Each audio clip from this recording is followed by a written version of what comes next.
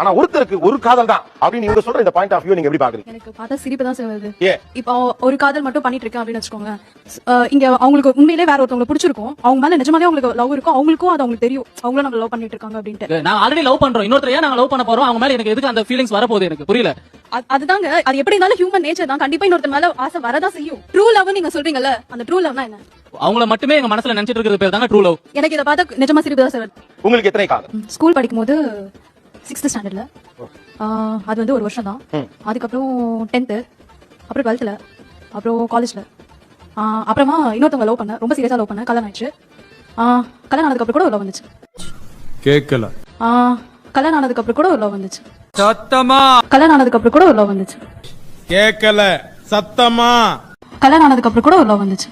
தயவு செஞ்சு ஆம்பளைங்களை பத்தி நம்ம எண்ணத்தை மாத்திக்க. உங்களுக்கு எல்லாம் அம்மான்ற ஸ்தானம் மட்டும் இல்லைன்னா வேஸ்டியா.